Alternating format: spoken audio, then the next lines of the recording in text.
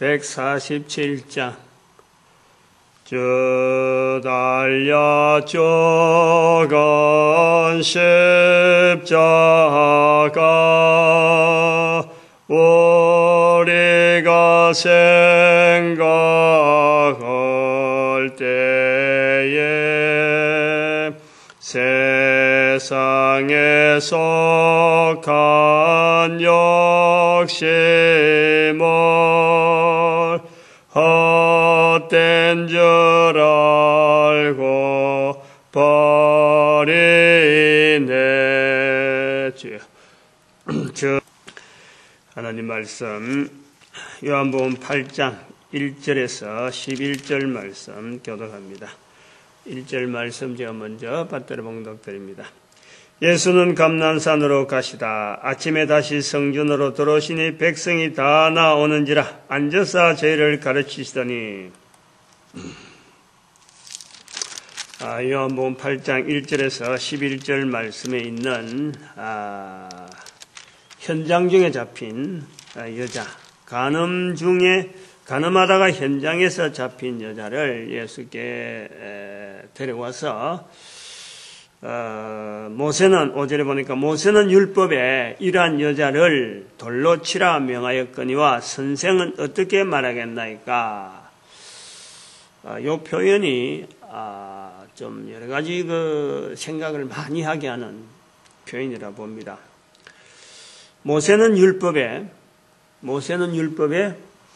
잘못된 게 하나도 없는 이스라엘 백성들로 보면은 지금 모세 그러면 최상의 어떤 위인이고 인물이고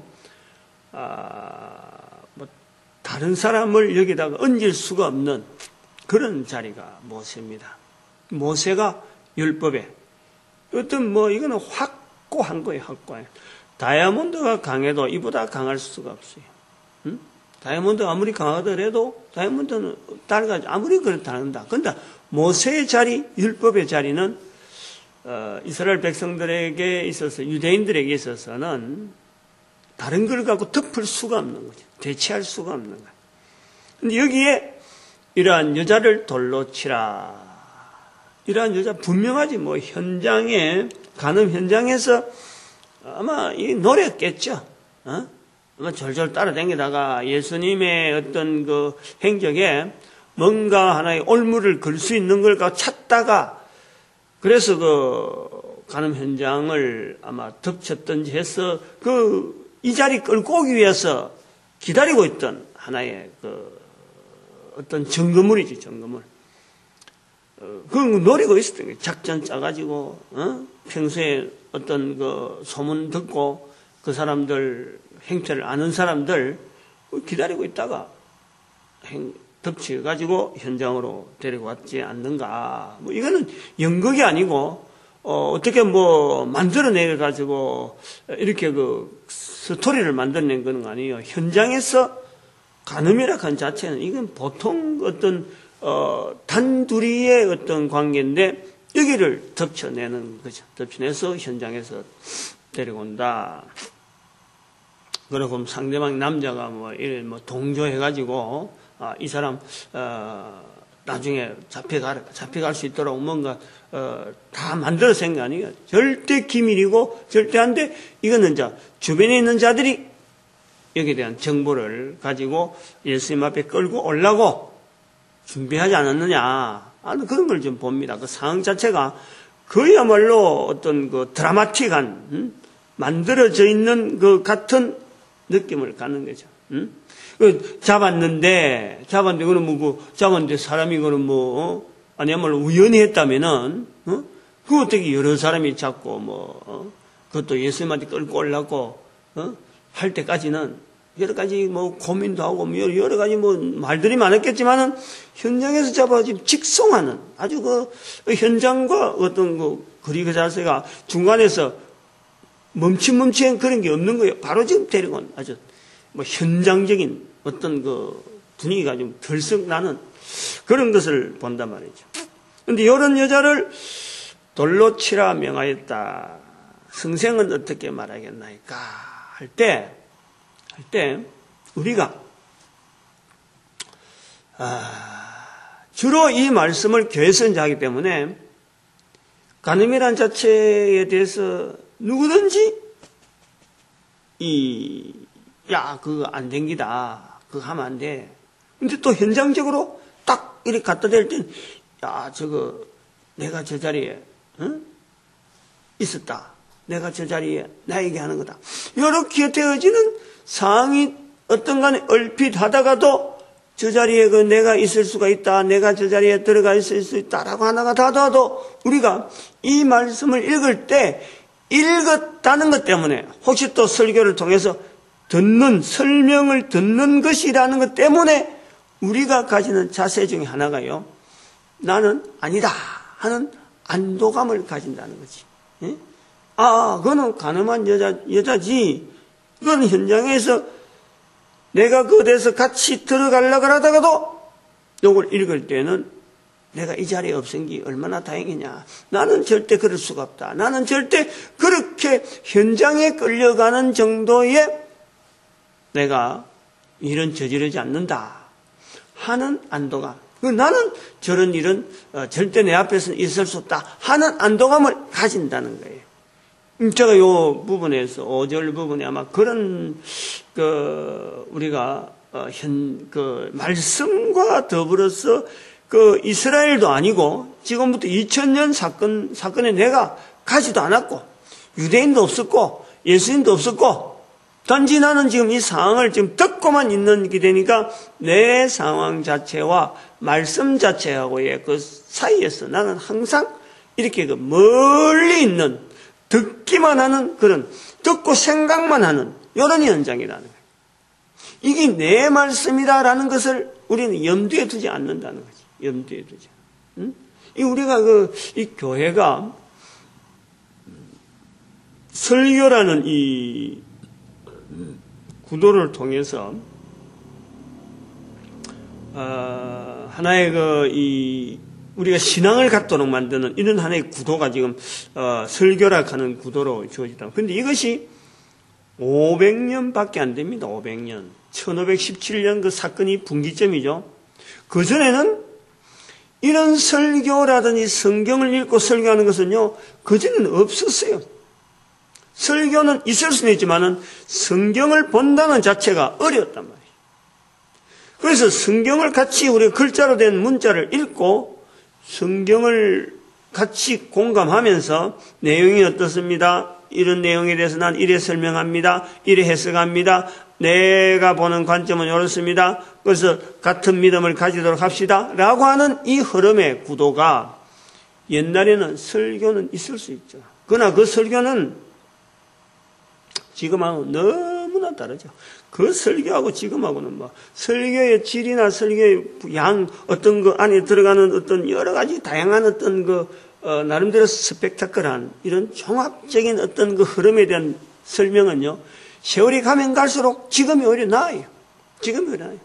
옛날에는 너무나 단순하고, 지금 우리가 만약 옛날 설교를 1517년 전이나 지금부터 한 100년 전이나 만약 그런 설교 우리가 듣는다 그러면요, 그건 완전히 옛날 이야기예요, 옛날. 그냥 사랑방에 앉아서, 두런두런 이야기하다가 또 엉뚱한 데 갔다가 본문에 잠깐 나오고 또 저리 돌아서 나오다가 예수님 이야기 나오고, 요런 거예요, 요런.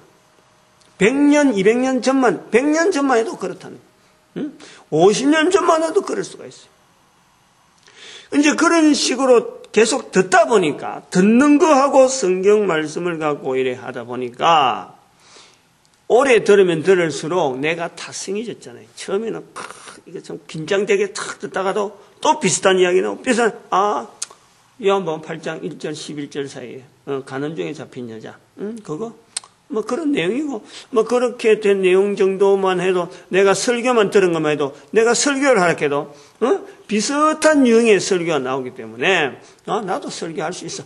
듣는 사람이 요리된다는 거예요. 질 자체가 많이 듣는다고 해서, 설교를 많이 들었다고 해서 성경 속에 본인이 들어가고 이게 내 말씀이다라는 것으로서 듣는 것보다는 오히려 내 말씀이라 듣는 데는 처음이 오히려 낫죠. 처음 탁 들으면 강력하게 이래 오지는데 두 번, 세 번 듣다 보니까, 자꾸 듣다 보니까, 설교라 하는 패턴이 그렇다니, 교회에서.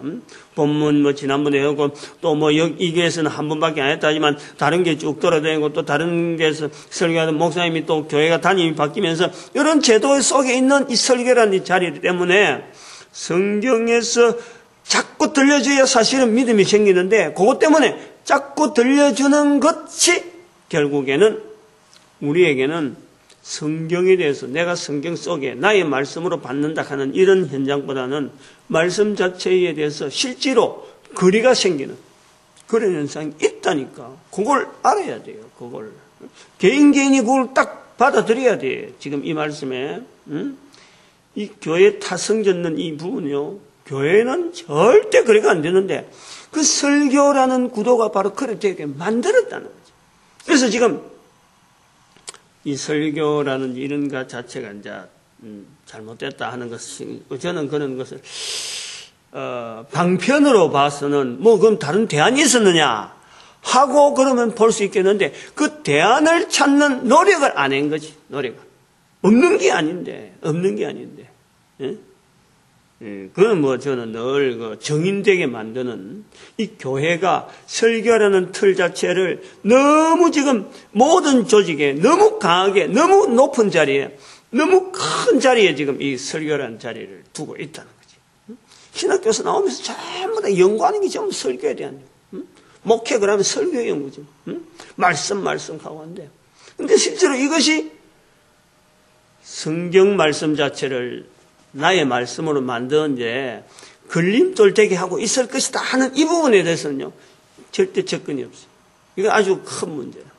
그저 단순하게 교회가 조직 속에서 이게 설교라는 자리가 있기 때문에 여기에 맞춰서 신학교는 자꾸 거다가 뭐 포장을 하고 거다가 치장하는 일 정도밖에 안 하는 성도 한 사람 한 사람 입에서 말씀에서 참 내 말씀이 된 그 말씀을 통해서 삶이 바꿔지는 삶에서 바로 예수 그리스도 이름이 나오게 되는 그것에 대한 관점이 없다는 거지. 교회에 오게 되고 설교 듣고 설교를 통해서 참으로 한 사람 한 사람이 예수 그리스도를 통해서 참 이 변화된 어떤 현장 삶의 현장에서 예수 그리스도를 증거하고자 하는 이런 것이 왜 안 되느냐? 설교하는 본인이 다른 사람 앞에서 전도하는 현장을 성도들에게 안 보여주니까 출입한 자들에게 안 보여주니까 설교하는 모습만 반하니까 설교한 내용 그거 자꾸 듣다 보면 아 나도 저렇게 할 수 있을 것 다 되는 거예요. 삶의 모습을 설교자들이 안 보여주는 거. 그 삶의 모습 중에서 전도하는 모습을 안 보여주는 거죠. 그냥 강단에서 가지고 설교하는 것이 전도라고 하고 이렇게 앉아있어요. 설교와 전도를 다르게 지금 사용하고 있는. 조금 옆으로 나갔지만 그런 거예요. 방법이, 바르게 나가는 방법이 없는 것이 아닌데 안 찾은 거지. 그렇게 예를 안 쓴 거다. 그래 보는 거예요. 오늘 본문에 모세는 율법에 이러한 여자를 돌로 치라 했는데 당신은 어떻게 말하겠나이까? 돌로 치라 하면은 돌은 치겠지. 치는데 예수님의 그 자리가 예수님 발 앞에서 지금 한 여인이 돌에 맞아 죽는 거예요. 예수님은 지금 사람을 구원하러 오신 선지자로서 모든 인간들이 죄에서 구원받는 그 구원의 길을 이야기하는데 구원의 내용을 이야기하는데 그 예수님 앞에서 한 여인이 죽는데 죽는 자리에 죽이는 자리에 예수님이 제일 먼저 있는 거죠. 예수님이 죽이라 했기 때문에 지금은 모세가 죽이라고 했기 때문에 저는 돌을 들고 있는데 이 어떻게 하겠습니까? 죽이라. 모세가 그랬으니까 죽이라. 그러면 결국 모세의 말을 따라가면서 예수님께서 죽는 자리 현장에 제일 앞자리에 서 있는 거예요. 이게 얼마나 큰 모순 속에 예수님의 행적의 큰 모순거리죠. 모순거리. 유대인들은 그러면서 죽이면서 예수님을 비웃는 거예요. 비웃기도 있죠. 돌을 던지면서 저 사람이 죽이라 했어. 모세의 말을 갖고 예수님이 죽이라 해도 모세가 죽인 것을 저 사람이 했구나. 그래서 모세의 말대로 한다. 이것이 아니고 죽이라 한 저 사람 때문에 죽인다. 요래 되는 거죠. 바로 앞에 있으니까. 아주 심각한 표현이죠, 이거는. 응? 그건 죽이지 말라 하면은, 응? 죽이지 말라 하면, 그럼 또 어떻게 되겠어요? 돌을 들고 있던 사람이 모세가 죽이라 해서 돌을 들고 있는데, 그러면은, 이왕 들은 돌 가지고 모세와 율법에는 죽이라 했는데, 니는 뭔데? 응? 그럼 너가 죽어라. 그 돌을 같이 어차피 여자는 죽는 거고, 같이 죽는 거예요. 같이 예수님하고 같이 앉아. 그래 하려고 꼭 예수님 앞에 데려온 거예요, 지금.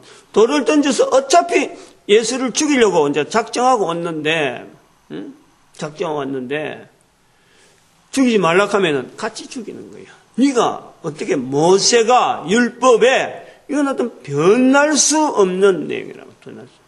돌로 치라 그랬는데, 네가 어떻게 감히 같이 묻히는 거예요, 같이. 이런 상황이 되어졌다, 이래 보는데, 물론, 우리가 본문의 내용 알듯이, 죄 없는 자가 먼저 돌로 치라, 라고 말씀을 하고, 이제, 거기서 우리가 참, 이 부분을 볼 때, 유대인들의 나음이 무엇이냐 하는 것,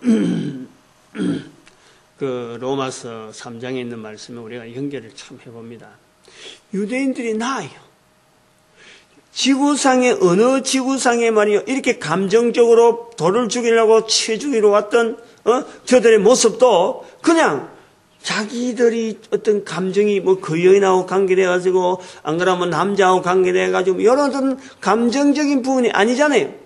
오로지 모세가 율법에 기록한 그 내용에 의거해서 지금 돌로 치려고 돌을 준비하고 지금 왔단 말이에요. 응? 들고 왔다는 거지. 죽이려고. 그런데 이 예수님의 말씀에 죄 없는 자가 먼저 돌로 치라. 이 말씀을 했을 때에 양심의 가책을 받는다는 거예요. 양심의 가책. 이거는 정말 우리가 전 세계 백성들이 모든 인간들이 정말 유대인들에게 존경의 표시를 해야 됩니다. 존경의 표시. 죄에 대해서 양심의 가책을 받고 물러나는 이 백성이라는 거죠. 한둘이도 아닙니다. 한둘이도. 수많은 자들이 왔다가 거기서 단 한 명이라도 양심의 가책을 받지 않는 사람이 없다는 거지. 이게요, 개인의 생각 가지고, 개인의 어떤 감정 가지고, 이게 조절되는 게 아니라니까. 오래된 사회 관습이 있어요. 사회 관습. 사회가 요구하는 잣대가 있다니까. 뭐냐니 거기서 죄라고 하는 이 내용에 대해서 유대인들에 대해서는요, 아주 철저하게 훈련이 되어서 죄 없는 자가 없는 인간으로서 이렇게 탁 어떤 자기 인간에 대한 이런 어떤 그 표현을 할 때 죄 없는 인간이란 있을 수 없다라는 것에 대해서 아주 탁 들어있는 거예요. 죄 없는 자가 없다라는 것이 이스라엘 백성들 속에 어릴 때부터라도 이게 아주 단단하게 굳어 있는 거예요. 단단하게 그 인식되어 있다는 거죠.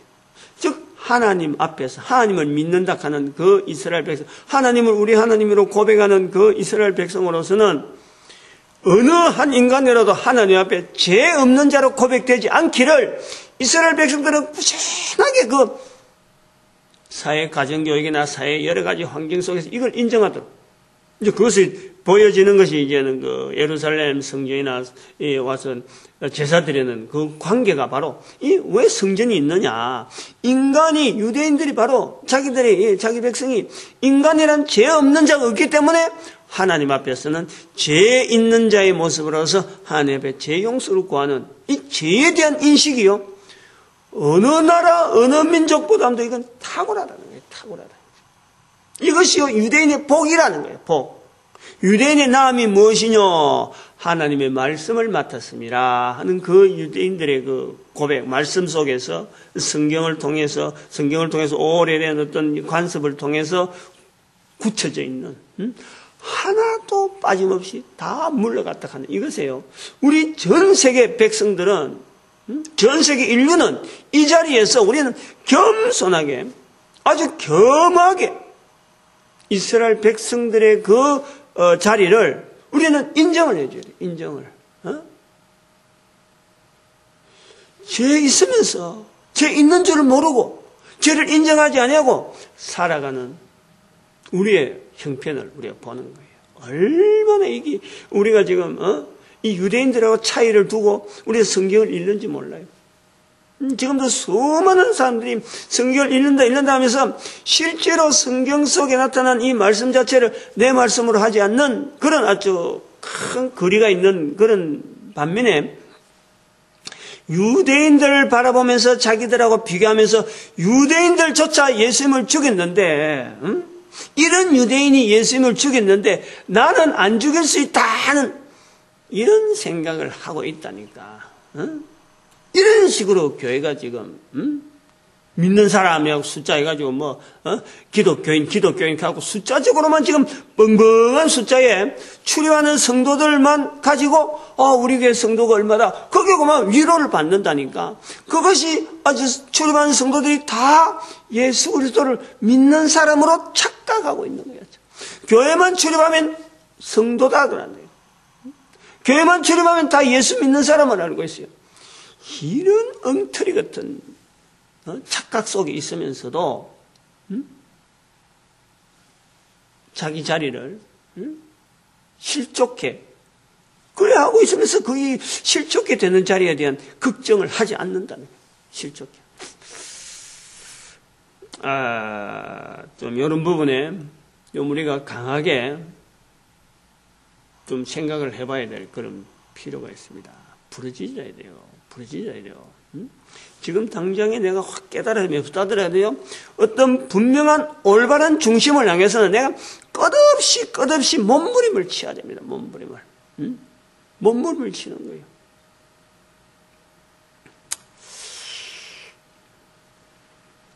사실 이 간음 중에 잡힌 여인에 대한 이 표현은요, 정말 참 요한복음에서 어떤 여러 다른 복음서에 없는 내용을 갖고 요한복음 요래 딱 기록한 것이 여러 가지 있는데 다 그렇지만은 사도 요한이 그 오래된 그 복음을 전하는 자로서 예수 그리스도에 대한 내용을 지금 요한복음에 기록할 때는 이게 그냥 하나의 이야기거리를 제공하기 위한 것이 결코 아니란 말이에요. 결코 아니란 말이에요. 비일비재하게 일어나는 로마사의 그 간음, 로마사에서 비일비재하게 일어나는 그 간음의 현장들, 그 현장들에 대해서 예수님은 지금 어떤 시각으로 바라보고 계시고 예수님을 통해서 어떻게 우리가 삶의 영향을, 변화를 받아야 되는가, 그걸 지금 나타내려고 하는 것이 어떤 기록의 의도고 성령님의 어떤 도우심이 아닌가. 그래 봐야 돼요. 그렇게 봐야 돼요. 그럼 우리 사이는 그럼 이게 없느냐? 생각보다 많이 있어요. 생각보다 많이 있어요. 특히 간음이라 하는 단어를 안 붙이더라도 우리는 얼마든지 이거하고 연결된 부분이 많이 있다니까.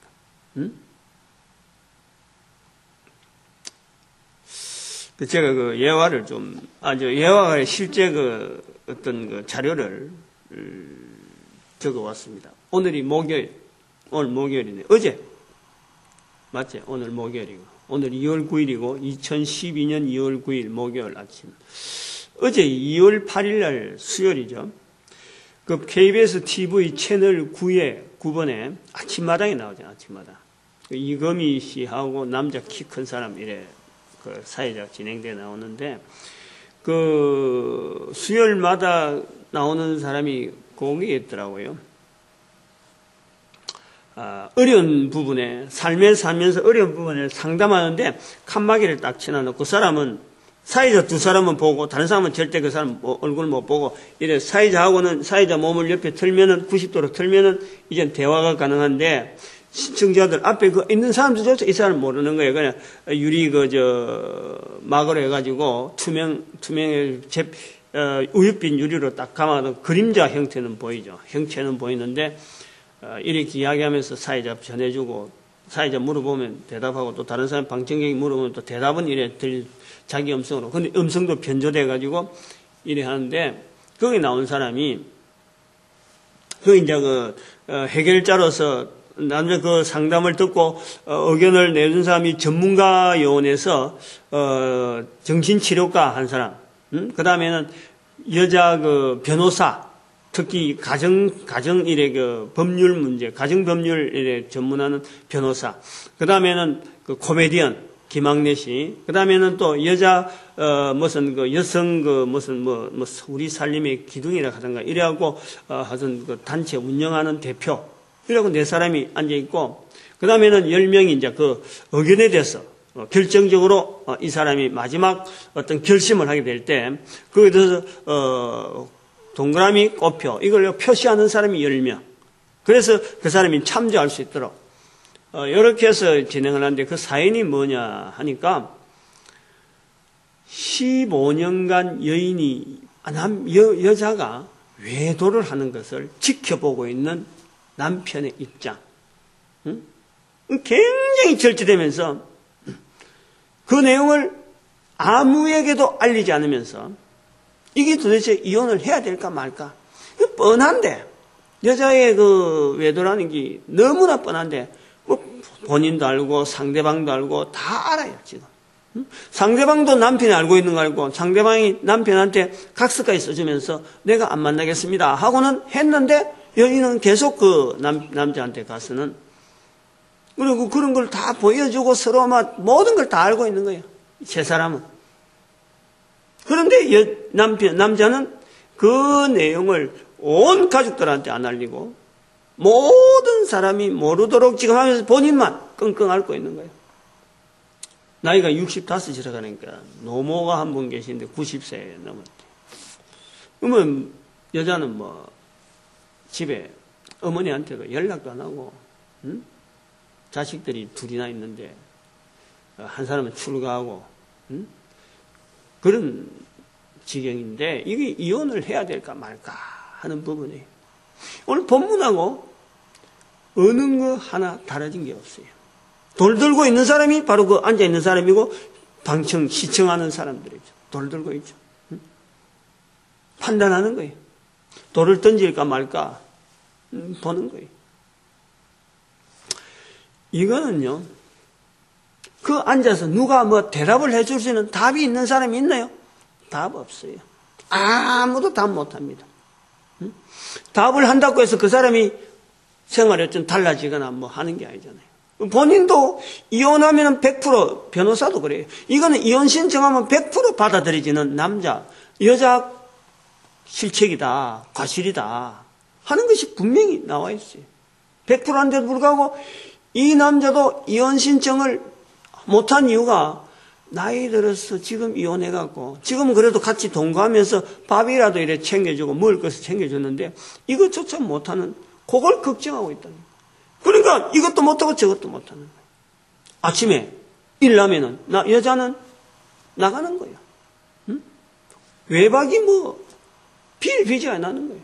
그런데 집에 들어오면은 그 여인이 또 집에 들어오면은 또 마음이 편안해지는, 하루 종일 끙끙끙 하고 있다가 여인이 집에 들어오면 또 편안해진다는 거예요. 이런 상황을 어떻게 OX로 10명이 OX 한다고 해서 그 사람이 뭔가 결정이 되겠어요?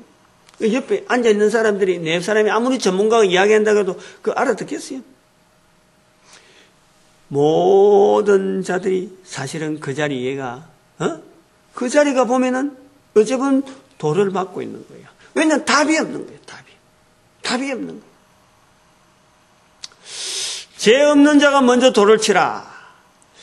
우리가 하나님 옆에서 그런 자리를 보면서 우리가 먼저 고민해야 될 자리는 인간이 죄인이라는 거예요. 죄인. 내가 죄인이라는 거예요. 내가 죄인이라는 거예요. 철저하게 하나님 앞에서의 죄인된 모습으로 이 모습을 가지고 나아가지 않으면 거기에서 해결될 방법이 없어요. 세상 살아가는 모든 문제가 생기고 악유가 생기고 되어지는 속에는요, 시작의 제일 기초적인 부분이 바로 인간이 죄인이라는 거예요. 죄인이라는 거예요. 찾으면은요, 해결점이 나오게 돼 있어요. 어떤 문제라도, 어떤 것이라도 인간 자체가 죄인이라는 것을 찾아만 내면은요, 해결되어질 길이 반드시 있게 되는 거예요. 반드시. 그건 뭐냐니까 하나님이 그렇게 천지 창조를 할 때 죄 없는 인간으로 만드셨고, 인간에게는 죄가 생기는 말미암아 모든 문제가 발생되어지기 시작하는 거예요. 여기 원리라, 원리. 지금요, 우리 본문에서 죄 없는 자가 먼저 돌을 치라. 여기에서 죄를 인식하고 나가는 이스라엘 백성들의 그 환경에 대해서 우리는요, 너무너무 그런 민족을 만드신 하나님 앞에 우리는 감사해야 돼요. 감사해야 돼요. 내가 그렇지 못한 것에 대해서